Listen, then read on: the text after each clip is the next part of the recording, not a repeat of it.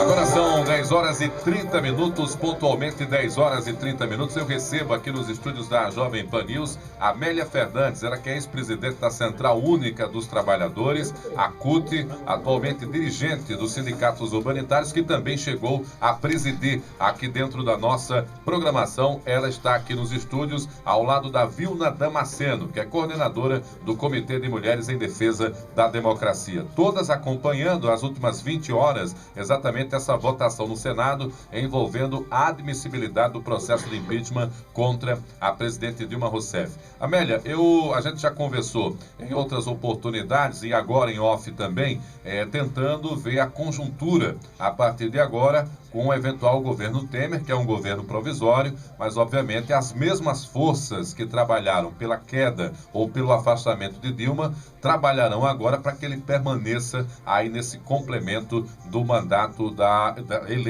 presidenta reeleita nos últimos 2 anos, Dilma Rousseff. Como é que o Partido dos Trabalhadores ou a Central Única dos Trabalhadores, na sua visão, deve se posicionar daqui para frente diante desses últimos acontecimentos? Muito bom dia. Bom dia, Marcos Rodrigues. Bom dia a todos os ouvintes do programa Supermanhã e da Rádio Jovem Pan. Hoje é um dia, para nós, um dia de muita apreensão, um dia de muita preocupação.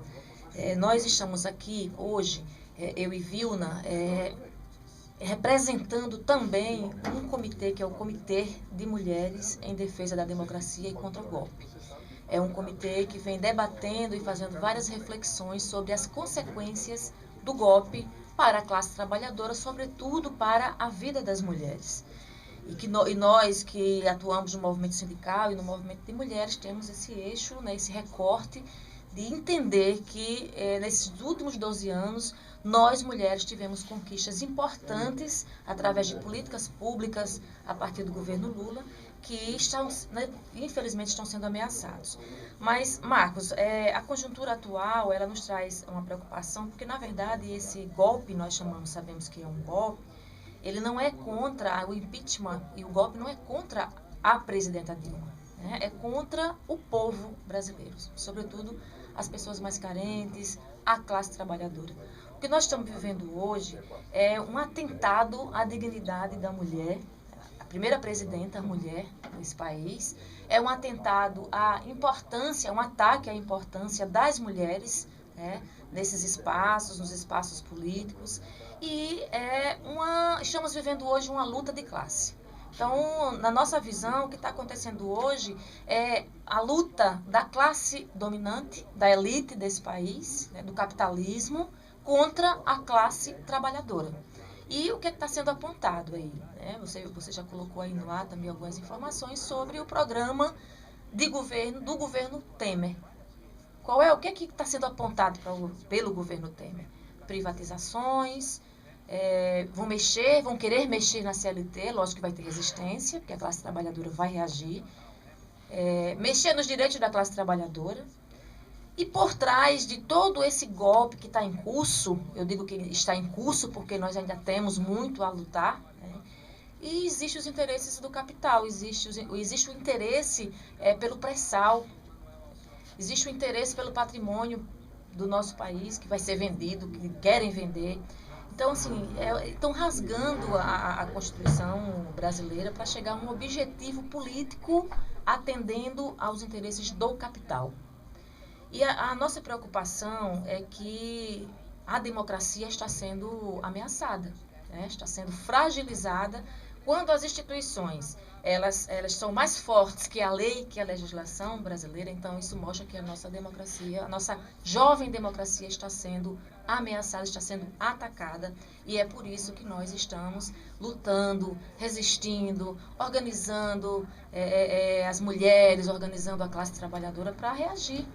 Porque o que nós vivenciamos nesses últimos dias, nesses últimos meses, além da fraude no ordenamento jurídico, e aí a gente faz aqui uma crítica ao poder judiciário desse país, que infelizmente também é seletivo, que infelizmente também tem lado, e a gente tem que fazer uma reflexão sobre a ilegalidade desse processo todo.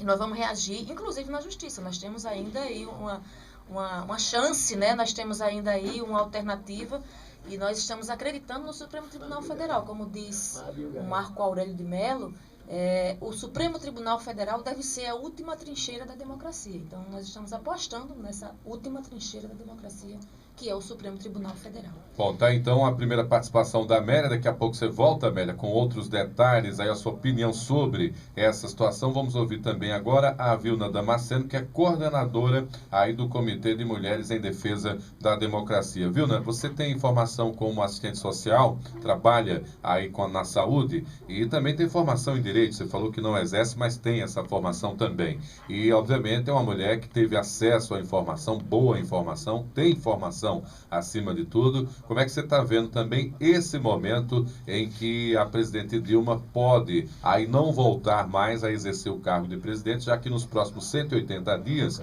o processo que até então tinha um caráter mais político, também terá agora uma característica jurídica.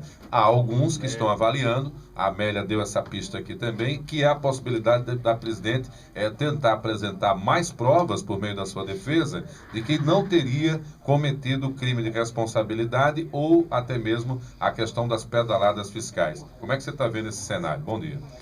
Bom dia, Marcos Rodrigues, bom dia, Supermanhã, os ouvintes da Supermanhã e da Jovem Pan.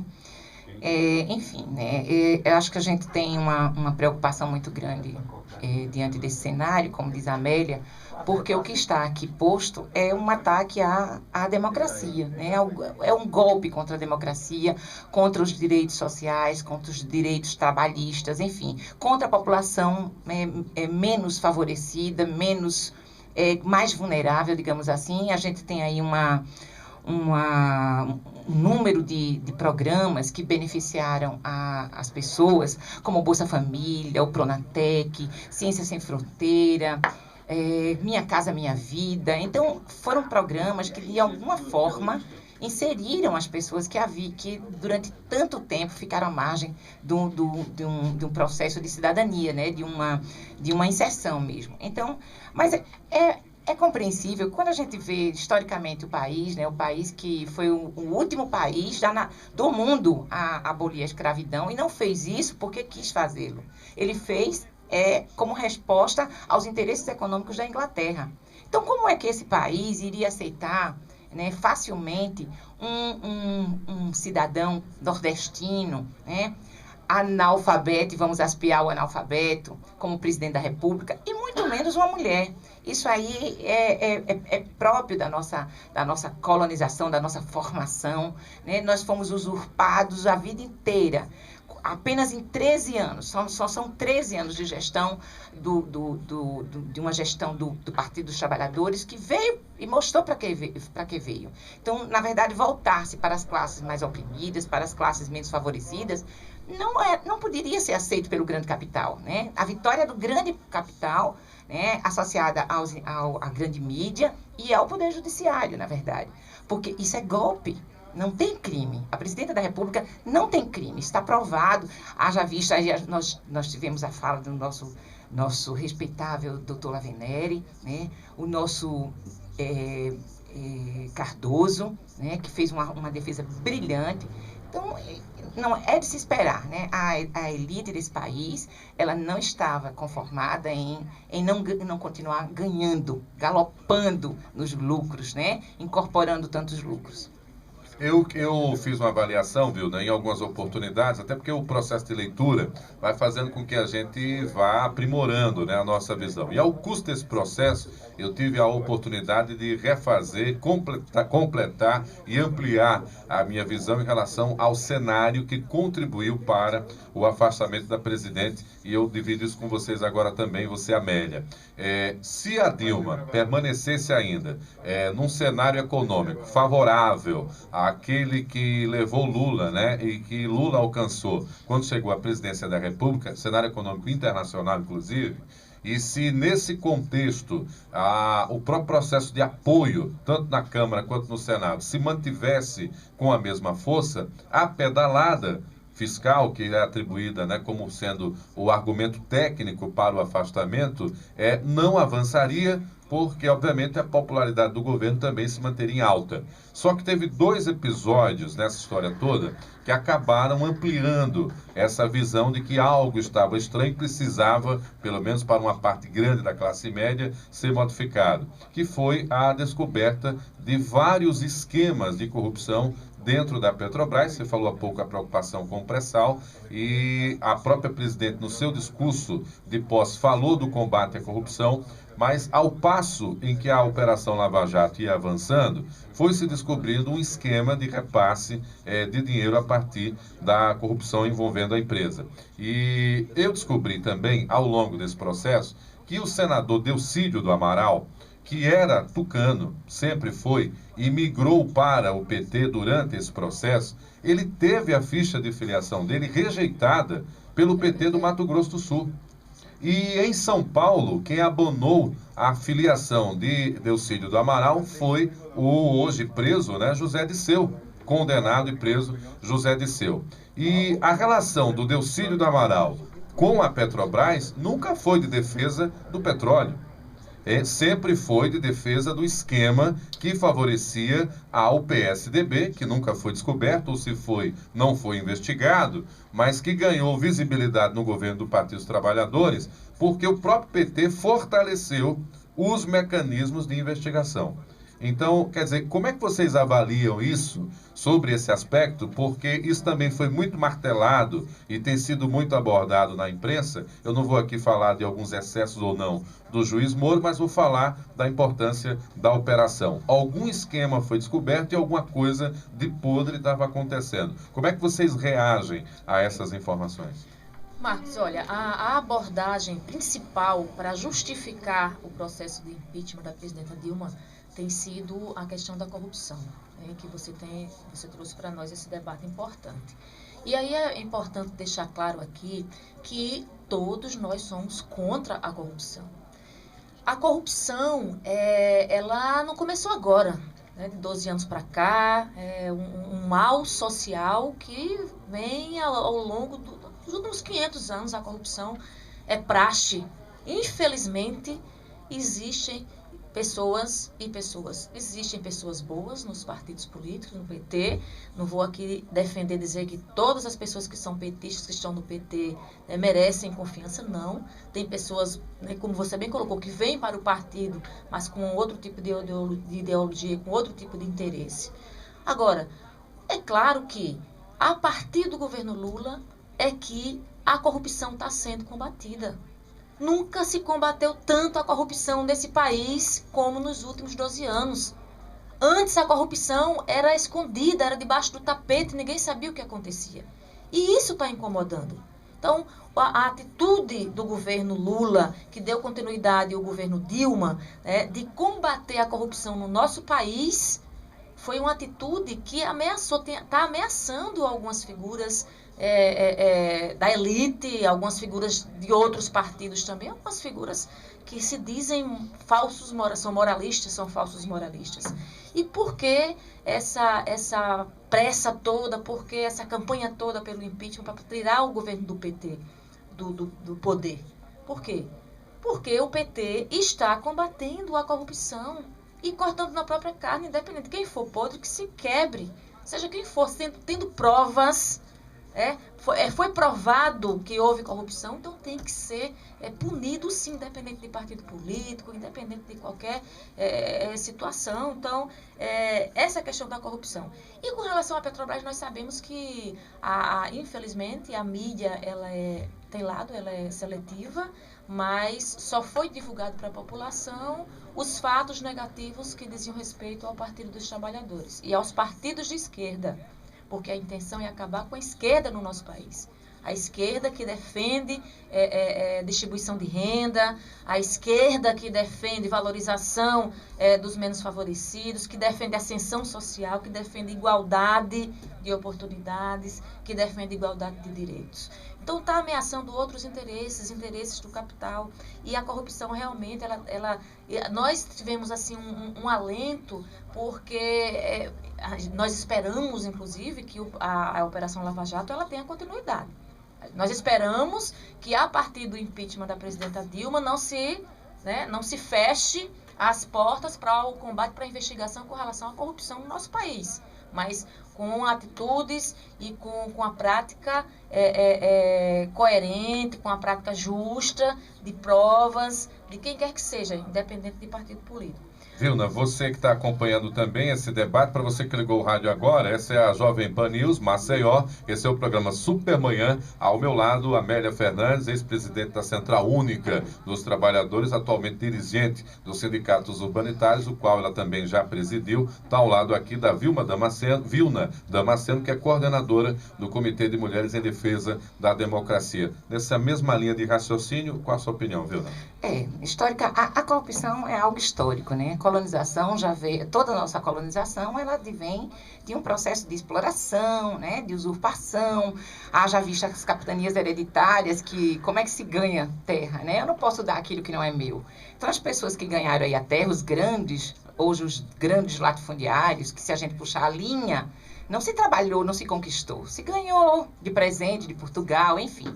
E aí, como é que você faz quando você vê ameaçado essa riqueza? Essa riqueza, o governo do PT, o governo de Lula e Dilma, tentaram distribuir renda, né?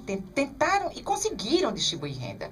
Porque quando a gente vê as pessoas tendo acesso à riqueza, estavam tendo acesso à riqueza. A classe média, ela está sempre em cima do muro. A classe média é muito metida besta. Ela é doida para ser rica e não consegue, ela é frustrada. Então, ela não olha para trás. Ela não consegue ver que o pobre precisa chegar, né? Que é melhor que eu tenha e que você também tenha. Elas não veem assim. E aí, o rico nem se fala, né? Primeiro eu, segundo eu, terceiro eu, décimo eu. É assim a política deles. Então, assim, como é que você vai permitir, como é que uma nação dessa vai permitir, do ponto de vista histórico, onde toda a vida se lapidou, se usurpou, se explorou, se matou, enfim. E como é que vai permitir que as pessoas continuem tendo acesso? Tinha que ter sido golpeado, né? Para impedir que as pessoas começassem a ter acesso, até porque, tendo acesso, você vai ter futuramente, uma consciência política. E isso aí estava ameaçando o poder de quem vem secularmente tendo. Então, a corrupção não é de hoje. E como a Amélia coloca aqui, muito bem colocado, o governo, pela primeira vez, dá toda a autonomia à Polícia Federal, né? Cortando na própria carne, né? Então, deu toda a autonomia. Eu nunca vi, acho que a gente nunca viu o rico ser preso. Eu nunca vi donos de construtoras, das grandes construtoras serem presos, ou pelo menos questionados, né? Políticos, empresários, enfim. É a primeira vez que a gente vê isso. Isso é muito salutar. Eu acho importante. A democracia precisa ser garantida. A gente não pode permitir que golpeie a democracia. A gente não pode nem pensar, até porque a história não se repete. A história, hoje, nós não temos o cenário da década de 60, né? Onde vivemos uma ditadura militar, nem da década de 70, não temos mais. Os movimentos sociais, eles dão respostas. Então, a gente não vai ficar calado, não vamos ficar pacificamente vendo essa banda tocar, de jeito algum. Vamos continuar na luta, porque para isso viemos, para isso estamos aqui. Para você que ligou o rádio agora, são 11 horas e 46 minutos, 11h46. Eu recebo hoje aqui nos estúdios da Jovem Pan News, Amélia Fernandes, dirigente dos sindicatos urbanitários, foi presidente também da entidade e ex-presidente da Central Única dos Trabalhadores, acompanhada da Vilna Damasceno, que é coordenadora do Comitê de Mulheres em Defesa da Democracia. Amélia, um detalhe importante, e aí as pesquisas, isso não vai estar apagado da história em função desses acontecimentos de afastamento da presidente Dilma. No caso de Alagoas, nos últimos 12 anos, né, se completar dados de 13 anos, deve ter mais famílias. Mas pelo menos 400 mil famílias foram atendidas diretamente, por exemplo, com o programa de transferência de renda, que para alguns era uma política compensatória, né, que em algum momento o PT também foi crítico, mas também é reconhecido internacionalmente como transferência de renda, foi o Bolsa Família. Mas nos processos de mobilização em defesa do mandato da presidente Dilma, essas pessoas não foram atingidas, não foram sensibilizadas ou mobilizadas para sair às ruas em defesa da presidente Dilma, mesmo se beneficiando desse programa e outros tantos, como foi citado há pouco pela Vilna. Qual a avaliação que você faz dessa situação? O que é que aconteceu de errado para não chegar a essas pessoas a importância da defesa, por exemplo, do mandato da presidente Dilma? Marcos, eu acho que na verdade o que está faltando e o que faltou, né, que nós pecamos, quando eu digo nós pecamos, a esquerda, os movimentos sociais, o movimento sindical, foi fazer um debate político-educativo para esse público. Porque as pessoas que estão sendo beneficiadas pelos programas sociais, que tiveram as suas vidas, né, ascendidas, que hoje têm melhores condições de vida, elas não estão percebendo, né, o que está em jogo nesse país, o que significa o golpe para a vida dessas pessoas. E aí é lógico que nós não tivemos a capacidade de comunicar o suficiente para fazer com que essas pessoas entendessem que esses programas sociais são políticas advindas do governo federal. Na verdade, quem tem capitalizado esses programas sociais são os prefeitos, né, são os governadores. Né, poucas pessoas entendem que são políticas públicas direcionadas para a distribuição de renda do governo federal. E aí, para além do Bolsa Família, você colocou o Bolsa Família, que é um programa importante, que tirou mais de 40 milhões de brasileiros e brasileiras da linha da pobreza. Marcos, você lembra que há 12 anos atrás, nós estávamos nas nossas casas e de instante em instante, de vez em quando, chegava alguém pedindo esmola, pedindo comida. Hoje não se vê mais isso. Por quê? Por conta do programa Bolsa Família. E aí as críticas, não é um programa assistencialista, mas tem as suas ações estruturais. A exemplo da saúde, se você não tiver o seu filho vacinado com o seu cartão de vacina em dia, você não recebe o Bolsa Família, e isso diminuiu de forma significativa a mortalidade infantil nesse país. A questão da educação, se você não tiver os seus filhos matriculados na escola, você não recebe Bolsa Família, isso diminuiu o índice de analfabetismo nesse país, né? Além de tirar fome, construindo pontes para que essas famílias atingissem um patamar, adquirissem uma renda, perde o Bolsa Família, quem já tem uma renda, claro, mas através do Bolsa Família, quem tem fome tem pressa. Então, a partir daí, o Pronatec, por exemplo, um programa do governo federal, que vários beneficiários do Bolsa Família tiveram acesso ao Pronatec, que é o programa de qualificação profissional, e que hoje tem seus empregos, suas rendas. Isso é distribuição de renda. O salário mínimo, e aí eu quero dar aqui uma direcionada mais para a vida das mulheres, para a questão das mulheres, esse viés de distribuição de renda, o que significa para a vida das mulheres. A empregada doméstica hoje tem direito garantido. Antes, as mulheres, e a maioria das mulheres exploradas, eram escravizadas como empregadas domésticas, e hoje as mulheres empregadas domésticas de baixa renda, nós somos maioria na população, então também somos maioria na população mais carente, na população mais pobre, né? E hoje essas mulheres têm autonomia, essas mulheres têm dignidade de terem direito garantido, como sua carteira assinada, como direito à previdência social, né? Como férias, como diárias não, hora extra e outras garantias trabalhistas que nunca tiveram, é histórico nesse país. A valorização do salário mínimo atinge de cheio, de forma positiva, as mulheres. Nós temos hoje uma política de salário mínimo que todos os anos o salário mínimo ele é atualizado para além da inflação.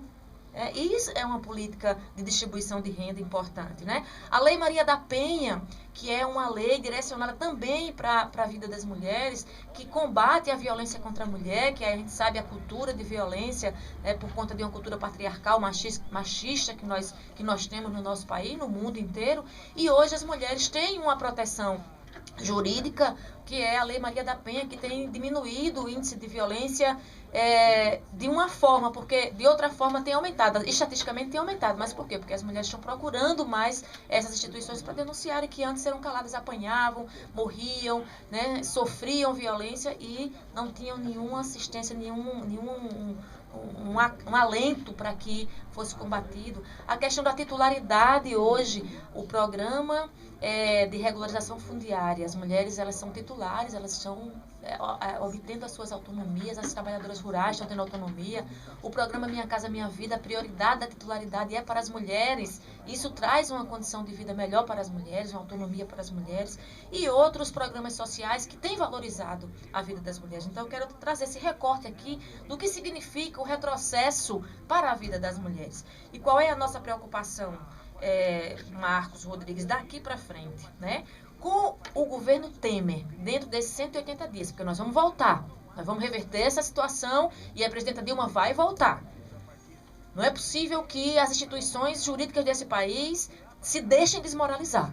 Nós estamos apostando no Supremo Tribunal Federal, porque se isso não acontecer, as nossas instituições estão apodrecidas, estão falidas e sem credibilidade nenhuma.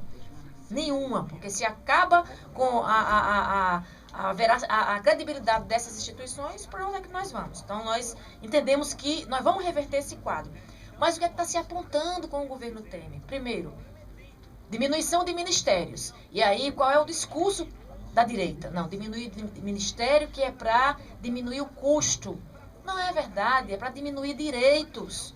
Quais são os ministérios que estão na lista para serem reduzidos? Os ministérios que justamente desenvolvem políticas públicas para a qualidade de vida da população mais carente. O Ministério do Desenvolvimento Social, que antes era Ministério da Mulher, né, vai ser extinto. Então, todas essas políticas que foram desenvolvidas para melhorar a vida das mulheres não vão acontecer mais. O Ministério vai ser extinto. O outro Ministério do MDA, do Ministério do Desenvolvimento Agrário, que atende às necessidades do homem e da mulher do campo, também tá na lista para ser extinto. Então, para onde nós vamos? É o capital, gente. Olha só. Nós estamos num momento de retrocesso. Nós vamos ter que nos preparar. Você disse assim, não, a população ainda não está indo para a rua. A classe trabalhadora não está indo para a rua. Quem está indo para a rua são as lideranças, são os movimentos sociais. Mas eu entendo que daqui para frente, quando começarem a perceber os ataques aos direitos conquistados há anos, com muita luta, com mortes, inclusive, com muito esforço, vão estar sendo ameaçados os direitos trabalhistas. Já tem um projeto no Senado que retira o 13º dos trabalhadores. Já está se apontando aí revisão na CLT, na consolidação das leis de trabalho.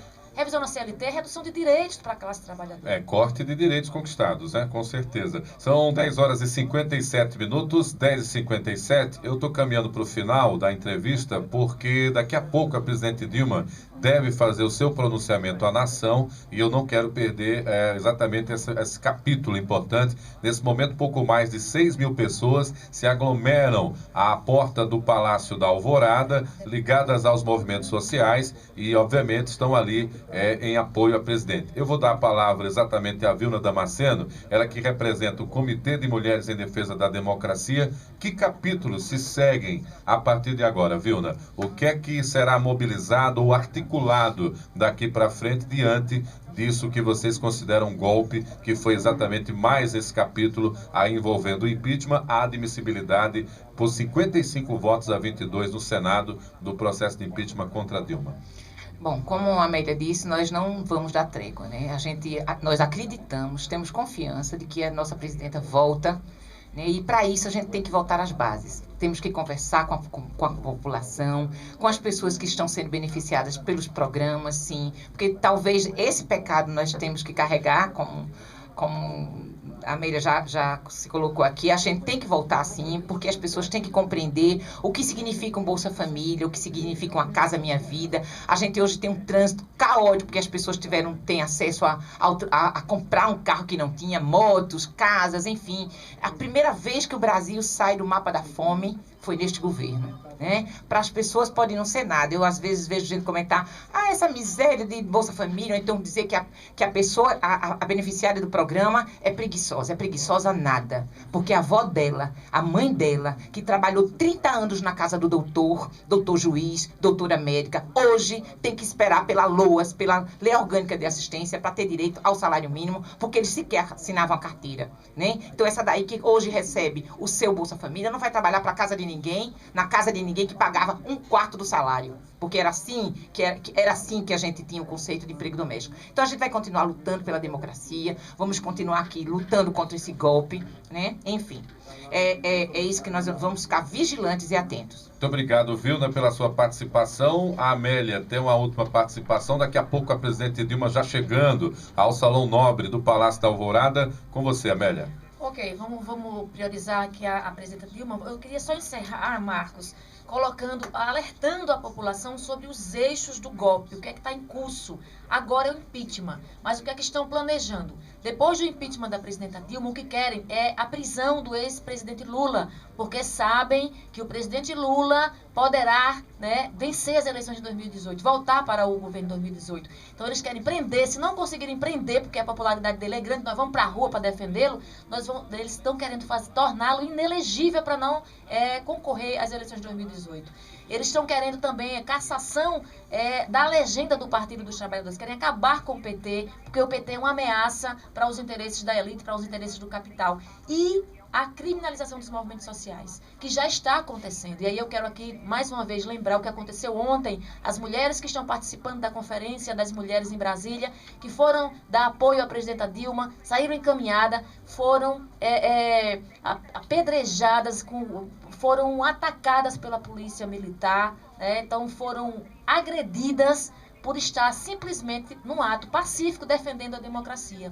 Então isso já mostra que os movimentos sociais, o movimento sindical vão tentar criminalizar, vão ser perseguidos. Quem defender a democracia e a liberdade vai ser perseguido nesse país. E é importante a gente denunciar isso. Eu quero encerrar convidando a todos e a todas. Amanhã nós teremos aqui a deputada federal Érica Cocai, que vai fazer esse debate conosco a partir das 18 horas, lá no Cinearte Pajuçara, sobre o golpe e a luta das mulheres. Então é importante, quem puder participar, vamos lá, porque é um momento de reflexão sobre esse golpe que está acontecendo e como nós vamos resistir, como nós vamos nos planejar para resistir ao golpe e reverter a situação tão preocupante desse país. Muito obrigado, Amélia Fernandes, ex-presidente da Central Única dos Trabalhadores, atualmente dirigente dos sindicatos humanitários, do qual também já foi presidente. E Vilna Damasceno, coordenadora do Comitê de Mulheres em Defesa da Democracia. Agora são 11 horas e 1 minuto.